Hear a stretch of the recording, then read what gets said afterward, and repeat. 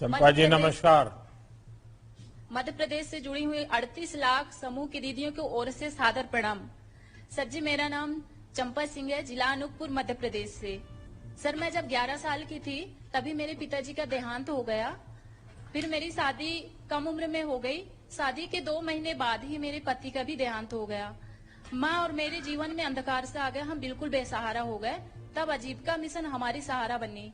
मैं स्व सहायता समूह में जुड़कर 100 से अधिक प्रशिक्षण प्राप्त की, जो अलग अलग विषयों पर है। उसी में कृषि सखी का प्रशिक्षण मैंने प्राप्त की। सर, मैं उत्तर प्रदेश, हरियाणा, पंजाब, मध्य प्रदेश में 5,500 महिला किसानों को जैविक खेती पर मैं प्रशिक्षण दी हूँ। स्व सहायता समूह से मैंने 75,000 की लोन ली। मुख्यमंत्री स्वरोजगार योजना से मैं 1 लाख की लोन ली। 1,75,000 की कृषि किसान सेवा केंद्र, जिसमें कि सर जैविक खाद, जैविक कीटनाशक, निमास्त, ब्रह्मास्त्र, अग्नियास्त्र, ये सब जैविक हैं सर, जो हमारे घर में गाय के खाए हुए शेष बचे होते हैं उससे हम बनाते हैं। पहले मैं और मेरी माँ इतना हम नहीं कमा पाते थे। साल में 40-50 हजार कमाना हमारे लिए मुश्किल होता था। उससे हमारी घर की खर्च नहीं चल पाती थी। आज 2 से 2.5 लाख, 3 लाख लगभग मैं 1 साल में कमा लेती हूँ और मेरी घर की खर्चा भी बहुत अच्छी चलने लगी है। सर, आपका जो सपना है आत्मनिर्भर भारत बनाने का, हम समूह के सभी दीदी आपके इस सपने को आत्मनिर्भर भारत बनाने के लिए साकार करेंगे। चंपा जी, बहुत बढ़िया ढंग से आपने सारा ब्यौरा दिया और आपने जीवन में कुछ करके दिखाया है। चंपा जी, आपने बताया कि आपने कृषि संबंधी ट्रेनिंग ली है। जी सर। इस ट्रेनिंग से आपको क्या फायदा हुआ और उस ट्रेनिंग को लेके, जैसे आपने बताया 4-5 राज्यों में जाकर के आपने लोगों को प्रेरित किया, उसका परिणाम क्या मिला है? सर, मेरे को इस ट्रेनिंग से ये फायदा हुआ कि मैं बेरोजगार थी, एक तो मुझे रोजगार प्राप्त हुआ। मेरे घर की स्थिति अच्छी नहीं थी, मेरी स्थिति सुधर गई। मुझे एक आय की साधन मेरी बन गई। और जो 3-4 राज्यों में मैंने जो प्रशिक्षण दी, उससे कम लागत में ज्यादा उपज होने लगी। और फिर जो सर हम बाजार से खाद खरीद के लाते थे, कीटनाशक खरीद के रासायनिक लाते थे, तो वो हमारे खेतों में उर्वरता शक्ति कम करती थी। वो हमारे जीवन को भी, शरीर को भी नुकसान पहुंचाता था। आज खेत में एक उर्वरता शक्ति बढ़ गई है। अच्छा, मुझे जो बताया गया कि एनपीएम, नॉन पेस्टिसाइड मैनेजमेंट से एक ऐसे विषय की दुकान खोली। तो गांव में इस प्रकार की दुकान करना ये भी बहुत बड़ी बात है। इसका विचार कैसे आया आपको? सर, मेरी दुकान बाजार में है। वो बाजार में जो हर सप्ताह और हर दिन लगी रहती है, वहाँ आसपास के किसान लोगों को, आने जाने वालों को मेरी दुकान में दिखती है। और हर समूह में, हर गांव में सबको पता है कि चंपा ने जैविक खेती कृषि की दुकान भी खोली है, किसान सेवा केंद्र। आप परिवार में, आर्थिक रूप में या समाज में पहले की तुलना में, जैसा आपने कहा पहले 50,000 रुपया बड़ा मुश्किल से मिलता था, आप 3-4 लाख रुपया कमा रही हो। और राज्यों में क्या और महिलाएं या और किसान आपके पास खुद आकर के सीखना चाहते हो, समझना चाहते हो और वो अपने खेतों में इसको लागू करते हो? ऐसी चीजें होकर के आपके प्रति एक सम्मान का भाव भी बना होगा, आपको खुद को भी बहुत बड़ा गर्व होता होगा। क्या अनुभव आता है? जी सर, मेरे ये अनुभव है, पहले मेरी कोई पहचान नहीं थी, लेकिन कृषि सखी बनने के बाद में एक बड़ी पहचान बन गई मेरी। और जो लोग मुझे नहीं जानते थे, आज कृषि सखी के नाम से मेरी परिचय है। सभी लोग आके मेरे यहाँ जैविक खेती कैसे करना है, जैविक कीटनाशक कैसे बनाना है, ये लोग आके जब मुझे पूछते हैं, गांव के लोग, और फोन भी आता है सर मेरे पास दूसरे राज्यों से, तो मुझे बहुत खुशी महसूस होती है कि मुझसे दूसरे राज्य से लेके अपने प्रदेश के भी दीदी सभी फोन लगा के पूछते हैं, तो बहुत ही खुशी महसूस हो रही है सर।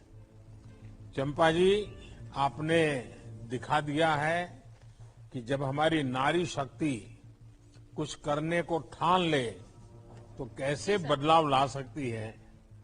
अब आप खुद तो सक्षम है, आप अपने गांव और दूसरे राज्यों की महिलाओं का भी सशक्तिकरण कर रही हैं। मेरा जी। मानना है कि जब जी। नारी सशक्त होती है, जी। परिवार ही नहीं, पूरा समाज और देश सशक्त होता है। आप इसका एक जीता जागता उदाहरण है, बहुत बड़ा उदाहरण है। और धन्यवाद सर। चंपा जी, मैं एक सुझाव दूंगा आपको। जी। पिछली बार मैंने मन की बात में एक जी। छोटा सा विषय रखा था।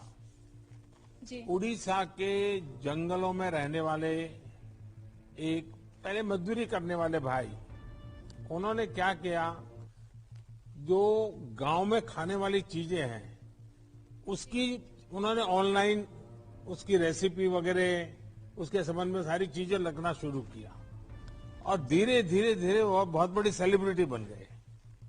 क्या आप कुछ ऑनलाइन ये जैविक खेती का अभियान चला सकती हो अपनी मंडली के द्वारा, ताकि लोग ऑनलाइन आए, सीखे, समझे और आप भी उनसे संवाद करती रहें? तो टेक्नोलॉजी का उपयोग करने का एक अगला चरण आप कर सकती हैं। जी सर, बिल्कुल। चलिए, मेरी आपको बहुत शुभकामनाएं सर, हैं और मैं मध्य सर, प्रदेश सरकार को भी कहूंगा कि वो आपको ये ऑनलाइन करने में मदद करें। सर, ये ब्रह्मास्त्र कीटनाशक है जो मेरे द्वारा बनाई गई है। सर, ये जैविक खाद है जो ये अपने दुकान में बेचती हूँ सर। सर, मेरे प्रदेश के, मध्य प्रदेश के सभी बहनों की ओर से आपको सादर प्रणाम। बहुत बहुत धन्यवाद, आपको बहुत शुभकामनाएं। स्वयं सहायता समूहों के आजीविका संवर्धन हेतु उन्हें औपचारिक उद्यमों के रूप में गठित किया जा रहा है। बुंदेलखंड के 5 जिलों में दुग्ध उत्पादन क्षेत्र में महिलाओं का उद्यम बालिनी मिल्क प्रोड्यूसर कंपनी वर्ष 2019 में गठित किया गया था। उसके बोर्ड की सदस्यों में से एक श्रीमती उमा कांति पाल से मैं अपने अनुभवों को बांटने का अनुरोध करता हूँ। उमा कांति जी, नमस्ते। माननीय प्रधानमंत्री जी, आपको मेरा नमस्कार। मेरी समूह की दीदियों को भी प्रणाम। मेरा नाम उमा कांति पाल, मैं ग्राम बांकी, ब्लॉक सुमेरपुर और जनपद हमीरपुर की हूँ। मैं बलनी मिल्क प्रोड्यूसर कंपनी में डायरेक्टर पद पर हूँ। मेरे साथ 6 बहनें हैं, उसमें से 25,000 बहनें जुड़ी हैं, जिसमें से कंपनी हमारी 601 गांव में 5 जनपदों में कार्य कर रही है और मेरे 70,000 लीटर प्रतिदिन दूध हमारा एकत्रित होकर जाता है, जिसमें से 110 करोड़ का कारोबार और 100 करोड़ का भुगतान महिलाओं को हुआ और 3 करोड़ का लाभ हुआ। उमा कांति जी, सर, सबसे पहले तो मैं आपको प्रणाम करता हूँ, क्योंकि जो आप बता रही हैं इतना बड़ा प्रभावी बात बता रही हैं और आपने एक मिल्क प्रोड्यूसर कंपनी बनाई है और 25,000 बहनों को आप जोड़ रही है। जी सर। मैं जरा जानना चाहूंगा, इस काम में आपको सरकार की कितनी मदद मिली है? जी सर, हमारी सरकार ने हमारे साथ बहुत कुछ किया और नारी शक्ति के अनुसार ही ये काम हमारी आजीविका मिशन, राष्ट्रीय डेयरी विकास बोर्ड की तरफ से भी रहा। हम लोगों ने बहुत हिम्मत के साथ अपना ये बलनी मिल्क प्रोड्यूसर कंपनी का काम किया और इसमें से 2018 में राष्ट्रीय डेयरी विकास बोर्ड और आजीविका मिशन के अधिकारीगण बांधा आए, वहाँ पे हम लोगों को समझाया। हम लोग उसी में बोले कंपनी में आप जुड़िए, तो हम लोग खुशी के साथ अपनी नारी शक्ति के साथ इसमें जुड़े और हिम्मत बढ़ाई, बहनों की भी हिम्मत बढ़ाई। अच्छा, आपकी कंपनी हजारों महिला दुग्ध उत्पादकों से दूध इकट्ठा करती है। जी सर। इसकी क्वालिटी चेक, दूध की गुणवत्ता, इसके विषय में भी कोई व्यवस्था है क्या आपके यहाँ, ताकि लोगों को शुद्ध दूध मिले? जी सर, मशीन है, गांव-गांव पे सेंटर लगे हुए हैं, उसमें हमारी दीदियां जाती हैं और दूध डालती हैं, दूकर अपने शुद्ध हाथ साफ करके और जानवरों को भी साफ सुथरा करके दूध सेंटर पर डालती हैं। सेंटर में डालने के बाद हमारा दूध गाड़ी में लद के प्लांट जाता है, प्लांट से हमारी मदर डेयरी को जाता है। अच्छा, आप अपनी कंपनी में अपने स्वयं सहायता समूह की बहनों को पैसे पेमेंट कैसे करते हैं आप लोग? जी सर, उसमें वो मिलती है, पर्ची मिलती है, मशीन से निकलती है, जो उसकी एस्नाफेट होती है, उसमें सारा उनका कोड भी पड़ा होता है, उनका रुपया भी होता है और उनकी डेट होती है, मतलब सारा सब कुछ होता है उसमें पर्ची में। उसी के अनुसार बैंक खाते पर उनका पैसा जाता है, 3, 13, 23 को उनका पेमेंट होता है। उसी के अनुसार वो अपना कारोबार सही तरीके से चलाती हैं। अच्छा, आप बहनों ने कभी जी सर। किसी बड़ी डेयरी देखने के लिए जाने का कार्यक्रम बनाया क्या? कभी जाकर के देखा कैसे चल रहा है? ऐसा कभी आपके समूह की बहनों को विचारा है चलो भाई 5 दिन के लिए टूर पे चले जाते हैं और कोई बड़ी डेयरी अमूल जाकर के देख करके आते हैं? ऐसा कभी सोचा क्या? जी सर, हम लोगों ने अभी एक प्लान भी बनाया है। उसमें 2 जिलों में अभी और काम करना है, महोबा और ललितपुर में 1000 बहनों को भी अभी जोड़ना है। नहीं, वो तो आप करेंगे, अपना विस्तार करेंगे, लेकिन आज देश में जैसे अमूल बहुत बड़ा नाम है, तो कभी मन करता है कि वहाँ जाएं, यहाँ डेयरी कैसी है, वहाँ पशुपालन कैसे होता है, वो सारा देखें? ऐसा कभी सोचा है क्या? जी सर। देखिए, अगर आप सब बहनें तय करती हैं तो मैं गुजरात में जो डेयरी का काम होता है, आपको वहाँ देखने के लिए जाना, वहाँ पर क्या क्या होता है, इसकी मैं व्यवस्था कर सकता हूँ। तो मैं अपने सरकार के अधिकारियों को बताऊंगा कि आपकी 15-20 बहनों की टोली एक बार जाकर के देख के आए। आप इतना अच्छा काम कर रही हैं तो मुझे पक्का विश्वास है बहुत बढ़िया कर सकती है। एक और काम आप कर सकती हैं क्या? जी सर। जो पशु चिकित्सक होते हैं, वेटरनरी डॉक्टर होते हैं, सरकार का डिपार्टमेंट होता है, क्योंकि पशुपालन एक सबसे बड़ी चीज होती है डेयरी में। और हमारे देश में पशुपालन मुख्यत्व रूप से महिलाओं के द्वारा ही होता है। तो आपकी बहनों का पशु चिकित्सक डॉक्टरों को बुला करके वे बहनों को 2 घंटे 3 घंटे पढ़ाएं कि अपने पशु का संभालना कैसे, पशु की कौन सी बीमारी आती है तो कैसे करना, वैसे कार्यक्रम बना सकती हैं क्या? जी सर, हम लोगों के इधर है कार्यक्रम, ये पशु चिकित्सा है। वहाँ पे हम लोगों के जानवरों को अगर कोई थनैला रोग है, ये सारी सुविधाएं हम लोगों के इधर होती है। नस्ल सुधार की सुविधा भी चल रही है। नहीं, मैं उमाकांति जी दूसरा कह रहा हूँ। ये पशु चिकित्सक हैं, पशु की केयर करते होंगे। मैं कहता हूँ जो आपकी सारी सखी बहनें हैं सब, उनकी ट्रेनिंग कि पशु को कैसे संभालना, पशु को क्या खिलाना, पशु को कब पानी पिलाना, कितना पानी, ये सब सीखने जैसा होता है। क्या ऐसा कोई सिखाने वाले कार्यक्रम होते हैं क्या आपके यहाँ? जी सर, होते हैं। अच्छा, हम लोगों के इधर सारे कार्यक्रम हो रहे हैं। आप ही की सब मेहरबानी है सर जी, आपने बहुत कुछ किया हमारे साथ, हमारी हिम्मत बढ़ाई। आपको हमारी तरफ से धन्यवाद, बहुत बहुत धन्यवाद। मेरे आपका माननीय प्रधानमंत्री, आपका उत्साह इतना है, आपके आशीर्वाद के लिए मैं आपका आभार व्यक्त करता हूँ। लेकिन एक और काम बताने का मेरा मन करता है। जी सर, बताइए। देखिए, अपने खादी मिशन के द्वारा बॉक्स दिए जाते हैं शहद के लिए, मधुमक्खी पालन के लिए। ये आपकी जो बहनें हैं उनको अगर आप इस काम से भी जोड़ दें तो दूध के साथ साथ वो शहद का उत्पादन भी कर सकते हैं। और आपकी ये मंडली है, वो शहद इकट्ठा करके उसको भी कोई ब्रांड बना करके शहद अच्छा बेच सकती है और उसमें आपकी बहनों की इनकम थोड़ी और बढ़ जाएगी। तो इसके साथ जैसे दूध का कर रहे हैं, उसके साथ शहद का भी जोड़ देना चाहिए। तो कर पाएंगे आप लोग? जी सर, हिम्मत के साथ बहनें हमारी सब तैयार हैं, कोई तो दिक्कत नहीं है। मैं हमारे गिरिराज जी को कहता हूँ कि वे जरूर जितनी बातें मैंने बताई हैं, क्योंकि आप इतने उत्साह से करिए। और बुंदेलखंड ये तो वीरांगनाओं की धरती है, वीर माताओं की धरती है। तो वहाँ से अगर इतना बढ़िया काम होता है तो बहुत खुशी होती है। मेरी तरफ से आपको बहुत शुभकामनाएं, धन्यवाद। जी सर, माननीय प्रधानमंत्री जी, मेरी तरफ से बहुत बहुत धन्यवाद आपको। मैं एक छोटा सा बहनों के बारे में कुछ कहना चाहती हूँ। मैं जरूर दोबारा सुनूंगा, मैं दोबारा सुनूंगा, क्योंकि कई लोग इंतजार कर रहे हैं। लेकिन आपको बहुत शुभकामनाएं। जी सर, धन्यवाद आपको बहुत बहुत। सिलेक्शन बहुत अच्छा। एनआरएलएम कार्यक्रम के अंतर्गत बहनों को कृषि इतर उद्यमों को भी स्थापित करने के लिए सहायता उपलब्ध कराई जा रही है। उत्तराखंड के रुद्रपुर जिले की नारी शक्ति क्लस्टर लेवल फेडरेशन द्वारा एक सफल बेकरी की वर्ष 2020 में स्थापना की गई। उसकी अध्यक्षा श्रीमती चंद्रमणि दास से अनुरोध करूंगा कि वे उद्यम से जुड़ी अपनी बातों से माननीय प्रधानमंत्री जी को अवगत कराएं। चंद्रमणि जी नमस्ते। आदरणीय प्रधानमंत्री जी, आपको नमस्ते और हमारी महिलाओं के द्वारा आपको नमस्ते। मेरा नाम चंद्रमणि दास है।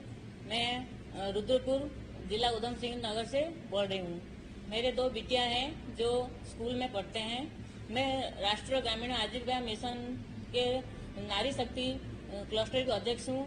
इस मिशन के अंतर्गत हमारे एक बेकरी ग्रोथ सेंटर का गठन हुआ, जिसका मैं संचालन करती हूँ। हमारे इस ग्रोथ सेंटर बेकरी में हमारे 40 महिला को आरसीटीजे द्वारा पहले ट्रेनिंग दिया गया था। तो उसमें हमें जैसे बेकरी प्रोडक्ट, बंद और रस और केक वगैरह सिखाया गया था। तो हमें भी बिस्किट भी बनाना सिखाया, जो हमें मंडुवे के आटा और मक्के, जौ और सोयाबीन के आटा से हमने बनाया। तो ये जैसे लोगों को बहुत पसंद आया। तो हेल्दी भी है और टेस्टी भी है। तो हमारे आंगनबाड़ी केंद्र से हमको ऑर्डर मिला है कि हमें छोटे छोटे बच्चों से 3 से 6 साल बच्चे को हम इसको प्रोवाइड करेंगे। तो हमें इसमें हमको पहले 88,000 बिस्किट का ऑर्डर मिला था, जो हमें अच्छे से पूरा करा। तभी हम जुलाई में हमको 55,000 बिस्किट पैकेट का ऑर्डर मिला है। जो हमारा टोटल टर्नओवर अभी तक 89,32,000 है। और हमारा जो सारे खर्चा काट के हमको 10,30,000 का प्रॉफिट भी मिला है। आगे हम ये सोच रहे जैसे और हमारे समूह की महिला हैं, हमने एक मिनी ट्रक खरीदी करा, जिससे हम एक फूड ट्रक में कन्वर्ट करा है, जो हमारी जो रुद्रपुर सिटी में स्कूल वगैरह में टिफिन व्यवस्था के करेंगे। चंद्रमणि जी, आपकी जो प्रोडक्ट है उसका कोई ब्रांड नेम बना है क्या? एक नाम से जाना जाता है क्या ऐसा? जी सर, मल्टीग्रेन कुकीज है सर। ये अच्छा, हिलांस का है सर। तो ये जो आप वहाँ तो बाहर बड़े तीर्थ यात्री भी आते हैं, क्या उनके अंदर ये पॉपुलर है? लोग खरीदते हैं, खाते हैं? सर बहुत पसंद करते हैं हमारे बिस्किट को। और अपने गांव भी ले जाते हैं? जी सर। अच्छा चंद्रमणि जी, आप बताइए कि इस पूरी यात्रा में आपको सरकार की कितनी मदद मिली? सर हमको जैसे महिला के सीआई का पैसे हमको मिला था, उसी में से हम पहले तो हमको बेकरी सेंटर बना के दिया उनने, और इसके बाद वो सीआई का पैसे मिला जैसे महिलाओं को, तो उसमें ही से हमें उसको बना रहे, उसमें ही बना रहे हम इसको। चंद्रमणि जी, इस स्वयं सहायता समूह से आप अपने जीवन में और अपने गांव की बहनों की जिंदगी में पहले की तुलना में, जब ये काम नहीं चलता था तब क्या स्थिति थी, अब इतना सारा बड़ा काम किया, 10-10 लाख रुपए का कारोबार हो रहा है, तो अब क्या स्थिति बनी है बहनों की जिंदगी में? सबसे बड़ी बात है तो आज हमें जैसे एससीजी में जुड़े तो आपसे बात करने का मौका मिला, इसलिए मैं अपने को बहुत खुशी से मानती हूँ। और जैसे समूह की महिलाएं जैसे पहले तो घर में ऐसे ही रहते थे, कोई रोजगार नहीं था और बच्चे की पढ़ाई में भी दिक्कत थी। अभी से हम जुड़े हैं इसमें, पहले तो हमने समूह में बचत करा, बचत से हमको ऐसा लगा हमारे पास कुछ है, हम कुछ कर सकते हैं। तो फिर हमको जैसे ग्राम संगठन बनी, ग्राम संगठन भी हमको कुछ ऊपर सरकार ने हमको पैसे दिया सर, आपके माध्यम से हमको मिला है। तो उसमें हमें कोई छोटे मोटे बिजनेस करने लगे, जैसे हम जो गरीब महिला है उनको कोई दुकान करके दिया, कोई सिलाई मशीन लिया, कोई मतलब गाय भैंस भी लेके पालन करे उनने। तो आज हम जब बेकरी सेंटर में काम करते हैं, हमें इसमें 35 महिलाएं काम करते हैं, तो उनको महीने में 7,500 का वेतन हम देते हैं। तो वो बहुत खुश हैं और आत्मनिर्भर मतलब हो रहे हैं। चंद्रमणि जी, आज जब देश आजादी का अमृत महोत्सव मना रहा है, आजादी के 75वें वर्ष में प्रवेश करने वाला है, तो आप देश की अन्य महिलाओं के लिए बहुत बड़ी प्रेरणा बनकर के आज काम कर रही हैं। आपके माध्यम से देश स्वयं सहायता समूह की ताकत की भी आज अनुभव कर रहा है। सरकार की कोशिश है कि हम हर गांव में ऐसे छोटे संगठन खड़े करें, उन संगठनों को ट्रेनिंग, संसाधन और पैसों की कमी ना होने दी जाए, मार्केट की व्यवस्था हो जाए। और ये तभी संभव है जब इसमें आप जैसी जागरूक महिलाएं सामने आती हैं। जब किसी संकल्प में जनता की शक्ति मिल जाती है तो उसे संपूर्ण होने में देर नहीं लगती है। आप ऐसे ही प्रगति कीजिए और अपने साथ गांव, प्रदेश, देश की महिलाओं की प्रगति में भी आप भागीदार बनिए। मेरी आपको बहुत शुभकामनाएं, बहुत बहुत धन्यवाद। Thank you sir. एनआरएलएम संसाधनों के इष्टतम उपयोग को बढ़ावा देता है। तमिलनाडु के डिंडिगल जिले के अथुर ब्लॉक में नल्ला पंजन पट्टी प्लास्टिक रिसाइकलिंग सेंटर वर्ष 2010 में स्थापित किया गया है, जिसके उत्पादों का उपयोग सड़क निर्माण में किया जाता है। मैं उसकी प्रबंधक श्रीमती जयंती से अपने अनुभवों को साझा करने का अनुरोध करता हूं। जयंती जी वणक्कम। மதிப்பிற்குரிய மாண்புமிகு பாரத பிரதமர் அவர்களுக்கு எங்களுடைய மனமார்ந்த நன்றிகள். திண்டுக்கல் மாவட்டம் ஆத்தூர் ஒன்றியம் என் பஞ்சம்பட்டியிலிருந்து ஜெயந்தி. நான் 2006 இண்டசைவா பெண்கள் சுய உதவி குழுல ஒரு மெம்பரா சேர்ந்தேன். என்னோட உறுப்பினர்களையும் வாழ்வாதாரத்துல முன்னேற்றணுங்கிறதுக்காக பேங்க்ல 6 முறை கடன் வாங்கி ஆடு வளர்த்தல், மாடு வளர்த்தல் போன்ற தொழில்கள்ல அவங்களை ஈடுபடுத்தி எங்களோட வருமானத்தை நாங்க பெருக்கிக்கிட்டோம். 2010 இந்த பிளாஸ்டிக் ரீசைக்लिंग यूनिट நாங்க ஸ்டார்ட் பண்ணோம். இதுல நான் मैनेजरा वर्क பண்றேன். माननीय प्रधानमंत्री जी को मेरा सादर प्रणाम। मैं जयंती दिंडीगल, तमिलनाडु दिंडीगल पंचमबटी से हूँ। मैं सन 2006 में इंडसइवा नामक समूह से जुड़ी। इस समूह से मैं और मेरे जैसे अन्य सदस्य बैंक से 6 बार लोन लेके पशुपालन, मुर्गी पालन जैसे अन्य आजीविकाएं करके हमारा आर्थिक अवस्था और आय को बढ़ाए हैं। सन 2010 में हमने प्लास्टिक पुनरुपयोग इकाई का स्थापन किया। इस इकाई का मैं मैनेजर हूँ। எங்களோட கிராமமும் எங்களோட சுற்றுப்புறத்துல இருக்க கிராமங்கள்லயும் பிளாஸ்டிக் கழிவுகள்னால பாத்தீங்கன்னா நீர்நிலையும் சுற்றுப்புறம் மாசுபட்டு காணப்பட்டுச்சு. இத நாங்க எஸ்ஆர்எல்எம் உதவியோட இந்த யூனிட்டை 2010 நாங்க ஒரு 36 பெண்களை கொண்டு அமைச்சிருக்கோம். இதற்கு முதலீடா பாத்தீங்கன்னாக்க ஒரு ஷட்டரிங் மிஷின், ஒரு கிளீனிங் மிஷின், ஒரு மெல்டிங் மிஷின், 3 மிஷினை 5 லட்சம் ரூபாய் முதலீட்டுல நாங்க வாங்கி இந்த யூனிட்டை நாங்க ஸ்டார்ட் பண்ணோம். இந்த பிளாஸ்டிக் கழிவுகள்ல இருந்து இதை தரம் பிரிச்சு இதை ஒரு மதிப்பு கூட்டும் பொருளா அரைச்சு நாங்க தார் ரோட்டு பயன்பாட்டிற்காக நாங்க கொடுத்துட்டு வர்றோம். கடந்த ஓராண்டுல மட்டும் நாங்க 32 டன் பிளாஸ்டிக் கழிவுகளை நாங்க சேகரிச்சு இதை அரைச்சு டிஆர்டிஏவின் உதவியுடன் பிளாஸ்டிக் தார் சாலைகளுக்கு நாங்க கொடுத்துக்கிட்டு இருக்கோம்.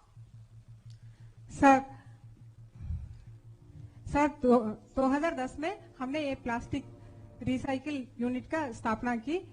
हमारे गांव प्लास्टिक वातावरण समस्या के लिए हानिकारक है। हमारे गांव और आसपास के जल इकाई का भी प्रदूषित करने लगा। हमें आजीविका मिशन ने सुझाव दी कि हम इस प्लास्टिक के कचरे से कुछ मूल्यवर्धन कर सके। उनके सुझाव के अनुसार हमने 5 लाख रुपए से इस यूनिट को स्टार्ट किए हैं। हमें प्लास्टिक कटाई का मिशन, आजीविका मिशन के अनुदान थी। हमारे पास मेल्टिंग मिशन और ग्रेडिंग मिशन ये सब हमारे पास है। हम कुल 36 सदस्य इस यूनिट में काम कर रहे हैं। पिछले 12 महीनों में हम लोगों ने 32 टन की प्लास्टिक की कटाई की और इससे हमें 10,80,000 की कारोबारी हुई। अब तक हम जितने भी प्लास्टिक कटाई की है वो सब डीआरडी को भेजे हैं, जो सड़क निर्माण के लिए उपयोग किया जाता है। 1 கிலோ பிளாஸ்டிக் கழிவுகளை கிலோ நாங்க 5 ரூபாய்னு எடுக்கிறோம். அதை தரம் பிரிச்சு சுத்தம் பண்ணி 30 ரூபாய்க்கு நாங்க தார் ரோடு பயன்பாட்டிற்காக கொடுத்துட்டு வர்றோம். கடந்த நாங்க யூனிட் ஆரம்பிச்சல இருந்து இது வரைக்கும் 102 டன் பிளாஸ்டிக் கழிவுகளை நாங்க சேகரிச்சு 30 லட்சம் ரூபாய்க்கு நாங்க உற்பத்தி செஞ்சு விற்பனை செஞ்சிருக்கோம். இதனால எங்களுடைய யூனிட்ல இருக்கவங்களுக்கு நிரந்தர வேலை வாய்ப்பும் வருமானமும் கிடைக்கிறதுனால எங்களுடைய வாழ்வாதாரமும் எங்களுடைய கிராமமும் சுகாதாரம் அடைஞ்சிருக்கு. எங்களுக்கு இந்த வாய்ப்பை அளித்த பிரதமர் அவர்களுக்கும் எங்களுடைய தமிழக அரசிற்கும் மனமார்ந்த நன்றியினை தெரிவித்துக் கொள்கிறோம். सर हम ये प्लास्टिक को 1 किलो 5 रुपए के भाव में हम खरीदते हैं और इसका पूरा प्रोसेसिंग के लिए 15 रुपया खर्चा होता है। हम 1 किलो 30 रुपए के भाव में बेचते हैं। अब तक की हमारी जितनी भी प्लास्टिक हम लोगों ने कटाई की है वो कुल 102 टन है। इससे हमें 30 लाख की कारोबारी हुई। हमारी इस प्लास्टिक से 200 किलोमीटर की रोड बनी है। इसके द्वारा हमारे सदस्यों को प्रतिदिन 400 के हिसाब में महीने में 8,000 मिल रही है। हमें इस अवसर प्रदान करने के लिए आपको और हमारी तमिलनाडु राज्य सरकार को बहुत बहुत धन्यवाद। जयंती जी, सबसे पहले तो मेरी तरफ से आपको और आपकी सभी सखियों को, सभी आपकी साथी बहनों को मेरी तरफ से बहुत बहुत बधाई। हाँ, आप तमिल में बोलिए, आप तमिल में उनको समझाइए, माइक पर ही बोलिए तमिल में, ताकि बाकी सब बहनें भी सुने। பிரதமந்திரி சார் உங்க எல்லாருக்கும் நன்றி சொல்றாங்க। இந்த வாய்ப்பளித்த பிரதமர் அவர்களுக்கும் தமிழ்நாடு அரசுக்கும் எங்களுடைய நன்றிகள்। सर बोलिए सर। आप हिंदी में बताइए क्या बताया। नहीं, ये आपका फिर से धन्यवाद कर रही हैं। अच्छा, देखिए, एक तो आपने इतना बड़ा महत्वपूर्ण काम किया है कि पूरे देश के अंदर इस प्रकार के सखी मंडल के लोग कर सकते हैं। आपने सब कूड़े कचरे से प्लास्टिक इकट्ठा किया, प्रोसेस किया, 200 किलोमीटर तक के रोड बनाए और 30 लाख रुपए का कारोबार किया। ये अपने आप में बहुत बड़ा काम किया है। पर्यावरण और प्रगति को एक साथ लेकर कैसे चला जा सकता है, इसका आपने बड़ा उदाहरण प्रस्तुत किया है। प्लास्टिक प्रोसेसिंग यूनिट का विचार, ये आपके मन में कैसे आया? यानी थोड़ा ये टेक्निकल काम है, इंडस्ट्री जैसा है, तो ये कैसे आया आपके मन में? எங்களோட கிராமத்துல தூய்மை பாரத இயக்கத்தின் மூலம் நாங்க எல்லா வீடுகளுக்கும் உறுப்பினர்களுக்கு கழிவறை கட்டி கொடுக்கும் பணியை தான் முதல்ல நாங்க ஆரம்பிச்சு தூய்மை கிராம விருது எங்க பஞ்சாயத்துல நாங்க வாங்கினோம்। அதோட தாக்கம் தான் எங்களுக்கு பிளாஸ்டிக் கழிவுகள் எங்க பார்த்தாலும் இருக்கிறது நீர்நிலையும் விவசாயத்தையும் பாதிப்பதனால இந்த பிளாஸ்டிக் கழிவுகளை மறுசுழற்சிக்கு கொண்டு வரணுங்கிற ஒரு நோக்கத்துல தான் நாங்க இந்த யூனிட்டையே ஸ்டார்ட் பண்ணோம்। सर, हमें ये सुझाव आजीविका मिशन ने दिए थे। उसकी सुझाव से ही हम लोगों ने, उनकी ट्रेनिंग से ही हम लोगों ने ये यूनिट बनाया। अब तो भारत सरकार ने भी नियम बनाया है कि रास्ते में बनाने में प्लास्टिक का उपयोग करना, और उसके कारण बहुत बड़ा मार्केट भी है। तो सभी बहनें अगर इस काम को करेंगी तो बहुत फायदा होने वाला है। स्वयं सहायता समूह से इतनी सारी बहनें आपके यहाँ काम कर रही हैं, क्या कभी उनके साथ बातचीत होती है? उनके जीवन में क्या बदलाव आया, उनके जीवन में क्या संतोष आया? रोड तो बन गए, गंदगी भी दूर हुई, प्लास्टिक भी गया, लेकिन इनकी जिंदगी में क्या रोशनी आई, उसकी कभी बातें होती है? आपकी बहनों का कोई उदाहरण बता सकती हो आप मुझे?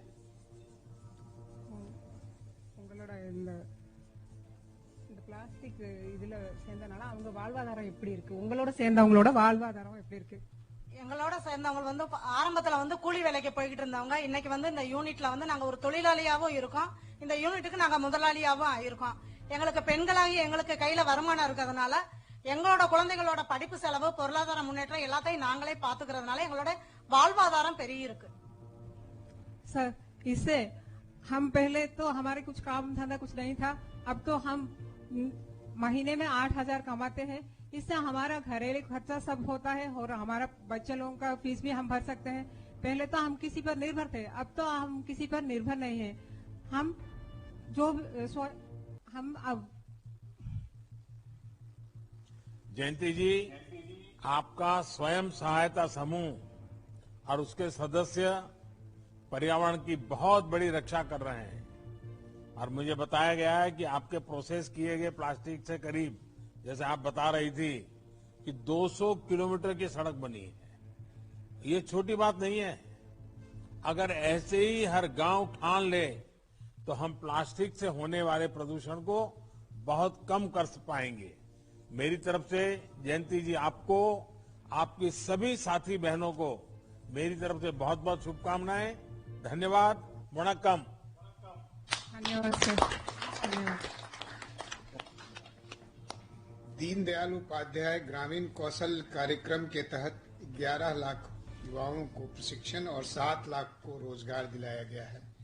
मैं मणिपुर की सुश्री जोयसी देवी, जो वर्तमान में मेदांता अस्पताल गुड़गांव में स्टीवर्ड के रूप में काम कर रही हैं, से अनुरोध करूंगा कि वे मणिपुर के चूड़ा चांदपुर से अब तक की यात्रा एवं भविष्य की योजनाओं पर प्रकाश डालें। जोयसी नमस्ते। नमस्ते सर, मेरा नाम हिमथौजम जोयसी देवी है। मैं मणिपुर के चूड़चांदपुर जिले डी फाइलिन गांव की रहने वाली हूँ। मेरा पिता एक कंस्ट्रक्शन वर्कर है और मेरा माँ एक गृहिणी है। मैंने अपने स्कूल शिक्षा जवाहर नवोदय विद्यालय चूड़चांदपुर जिले मणिपुर में पूरी की और Tata institute of social science Guwahati में अपना ग्रेजुएशन प्राप्त किया। इसके बाद मैंने कई अच्छी नौकरी की तलाश की, लेकिन मुझे नहीं मिला। फिर मैंने DDU GKY के तहत विजन हॉस्पिटैलिटी गुरुग्राम में फूड एंड बेवरेज सर्विस का प्रशिक्षण किया और मैं अभी एक multinational company compass group India के माध्यम से मेदांता हॉस्पिटल गुरुग्राम में स्टीवर्ड के रूप में काम कर रही हूँ सर। जोयसी, मणिपुर तो आजकल खेलकूद की दुनिया में भारत का मुकुटमणि बन गया है। आप भी कुछ खेलती हैं क्या? किसी स्पोर्ट्स में भाग लेती हैं क्या? सर, जब मैं छोटी थी तब मैं जूडो खेलती थी, पर अभी तो नहीं सर। अच्छा जोयसी, क्या आपको लगता है कि आपको जो ट्रेनिंग मिली उसने, क्योंकि कहाँ मणिपुर और कहीं कहाँ गुरुग्राम और कहाँ से कहाँ आपकी दुनिया बदल गई, तो आपको क्या लगता है, आपकी जीवन की यात्रा को आप कैसे देखती हैं? सर, मुझे यहाँ ट्रेनिंग पूरी करने के बाद बहुत सारे ट्रेनिंग के बीच में भी सर बहुत सारे एक्सपोजर मिला है। 5 स्टार होटल में, जैसे हायत प्लेस, हिल्टन होटल में एक्सपोजर भी मिला है और इसके साथ साथ ट्रेनिंग के बीच में ऑन ट्रेनिंग प्रैक्टिकल भी किया है। और ट्रेनिंग के बाद मुझे बहुत सारे अवसर भी मिला है। दुबई में भी मुझे ऑफर मिला है सर। दुबई में light bite food private limited के रेस्टोरेंट में अवसर मिला है, पर लेकिन मुझे वहाँ यात्रा प्रतिबंध खुलने के बाद ही जा पाऊंगी सर। अच्छा जोयसी, आप नॉर्थ ईस्ट और देश भर की ग्रामीण इलाकों में रहने वाली जो हमारी बेटियां हैं, उनको क्या संदेश दे सकती हो, क्या कहना चाहेगी? सर, मैं ये कहना चाहती हूँ कि भारत सरकार मेरे जैसे जरूरतमंद ग्रामीण लोगों के लिए बहुत सारे अच्छे कार्यक्रम चला रही है। हमें उसका लाभ उठाना चाहिए और मेरे जैसे जिंदगी बदलने के लिए DDU GKY के तहत प्रशिक्षण प्राप्त करने के लिए अपना नामांकन कराना चाहिए सर। जैसी आपने बहुत अच्छी बात की। आप अपनी मेहनत से मणिपुर के छोटे से गांव से दुबई तक का सफर पूरा करने जा रही है। मेरी बहुत बहुत शुभकामनाएं। आपने साबित किया है कि अगर इच्छा शक्ति हो तो कुछ भी हासिल किया जा सकता है। मेरी तरफ से आपको बहुत बहुत शुभकामनाएं। धन्यवाद। धन्यवाद सर। स्वयं सहायता समूहों को विविध आजीविकाओं की स्थापना और संवर्धन हेतु भांति भांति का सहयोग किया जाता है। खाद्य प्रसंस्करण उद्योगों के औपचारीकरण की योजना के अंतर्गत आज 7500 बहनों को बीज पूंजी के रूप में 25 करोड़ रुपए दिए जाने का प्रस्ताव है। इसके साथ साथ ही छोटे किसानों के लिए कृषि क्षेत्र में मूल्य संवर्धन के अवसर सुलभ करने हेतु मान्यवर 10,000 FPO गठन की योजना भवदीय ने गत वर्ष शुरू की। SHG महिलाओं ने 75 FPO संगठन गठित किए हैं। उनकी सहायता के लिए बतौर प्रथम किस्त 4 करोड़ 13 लाख रुपए की राशि दिए जाने का प्रस्ताव है। आजीविका कार्यक्रम के अंतर्गत मंत्रालय स्वयं सहायता समूहों को अपनी गतिविधियों को प्रारंभ करने के लिए पूंजी उपलब्ध कराता है। 30 राज्यों एवं संघ शासित क्षेत्रों की 4,07,000 एसएचजी संघों को 1,625 करोड़ रुपए की राशि आज पूंजी सहायता के रूप में दिए जाने का प्रस्ताव है। मैं माननीय प्रधानमंत्री जी से अनुरोध करता हूं कि वे बटन दबाकर उक्त राशियों की विमुक्त करें।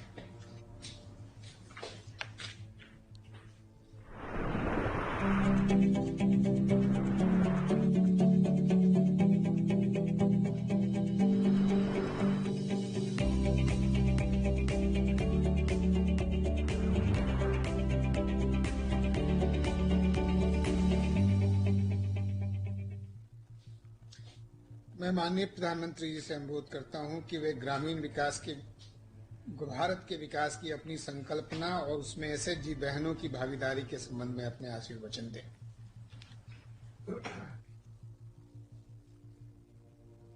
नमस्कार। आज जब देश अपनी आजादी का अमृत महोत्सव मना रहा है तो ये आयोजन बहुत अहम है। आने वाले वर्षों में आत्मनिर्भर भारत को, हमारी आत्मनिर्भर नारी शक्ति एक नई ऊर्जा देने वाली है। आप सबसे बात कर करके आज मुझे भी प्रेरणा मिली है। आज के इस कार्यक्रम में उपस्थित केंद्रीय मंत्रिमंडल के मेरे सहयोगीगण, राजस्थान के आदरणीय मुख्यमंत्री जी, राज्य सरकारों के मंत्रीगण, सांसद विधायक साथी, जिला परिषद के चेयरमैन और सदस्यगण, देश की करीब करीब 3 लाख लोकेशन से जुड़ी सेल्फ हेल्प ग्रुप की करोड़ों बहनें और बेटियां, अन्य सभी महानुभाव, भाई और बहनों, अभी जब मैं स्वयं सहायता समूहों से जुड़ी बहनों से बातचीत कर रहा था तो उनका आत्मविश्वास मैं अनुभव करता था। आपने भी देखा होगा उनके अंदर आगे बढ़ने की ललक कैसी है, कुछ करने का जज्बा कैसा है, ये वाकई हम सबके लिए प्रेरक है। इससे हमें देश भर में चल रहे नारी शक्ति के सशक्त आंदोलन के दर्शन होते हैं। साथियों, कोरोना काल में जिस प्रकार से हमारी बहनों ने स्वयं सहायता समूहों के माध्यम से देशवासियों की सेवा की, वो अभूतपूर्व है।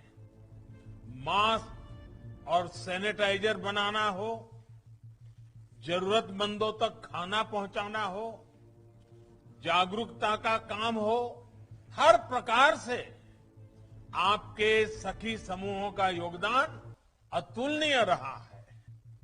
अपने परिवार को बेहतर जीवन देने के साथ साथ देश के विकास को आगे बढ़ाने वाली हमारी करोड़ों बहनों का मैं अभिनंदन करता हूं। साथियों, महिलाओं में उद्यमशीलता का दायरा बढ़ाने के लिए आत्मनिर्भर भारत के संकल्प में अधिक भागीदारी के लिए आज बड़ी आर्थिक मदद जारी की गई है। फूड प्रोसेसिंग से जुड़े उद्यम हो, महिला किसान उत्पादक संघ हो या फिर दूसरे सेल्फ हेल्प ग्रुप, बहनों के ऐसे लाखों समूहों के लिए 1600 करोड़ रुपए से अधिक राशि भेजी गई है।